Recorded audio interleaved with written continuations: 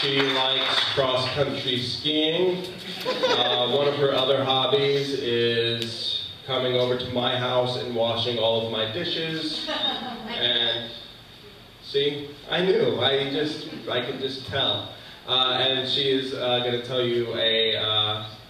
Well, I don't know if it's really a funny story. It's actually kind of heartbreaking. There will be a funny story eventually. They won't all make you feel sad, but most of them will.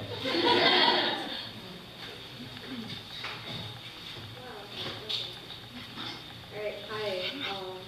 Okay, so my story is not very happy, but okay, yeah. It is just very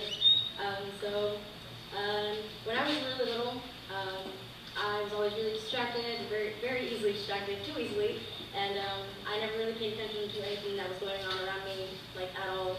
There could be a terrible accident outside the apartment, and I would not have cared, I would not have known, I would not have paid attention to it. But around the age of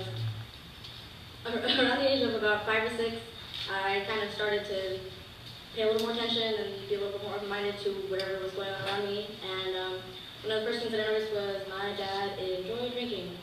Not enjoyed, but he loved it. He absolutely loved it. And so did his friends, and that's probably why they all came over to the house every weekend and every day after work, and they just sat there and drank until they could no longer fit in their bodies. And there was, they really liked to drink. And there was one day when I guess I was just tired of everything, of him, of his friends, of the loudness, of the smell, of how obnoxious they were and how loud and just everything that they did and how they acted, and just my dad never being home and never being a dad.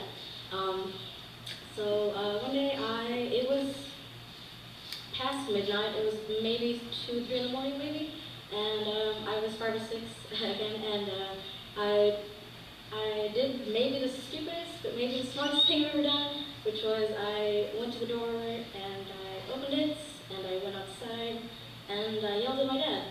And I said, "What are you doing?" This was all in Spanish, because that's all I knew back then, but I said, "What are you doing? ¿Qué estás haciendo? You need to go inside, it's really late, you need to sleep, I need to sleep, we all need to sleep.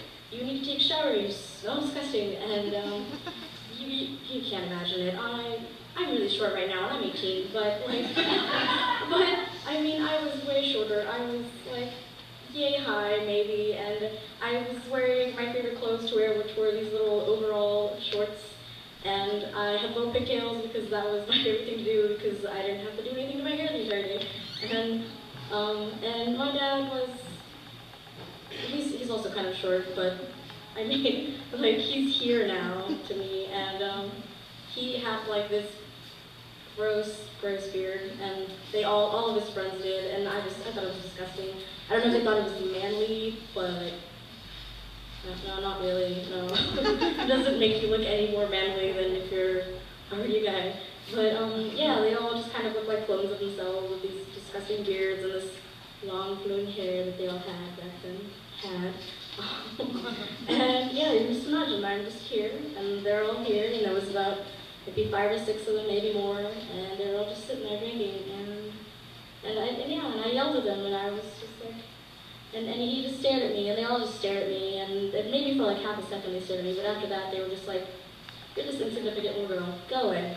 And so my dad walked over to me, and he picked me up, and he opened the door, and he put me back inside, and he went back, and he slammed the door behind me, and he went back to drinking. And I just went back to bed, and my mom also yelled at me, asking what I was doing, and what was the point of that, and that I can't do anything about it, and I went to bed, because I was really tired, and I just went to sleep, because there was nothing really that I could do about it.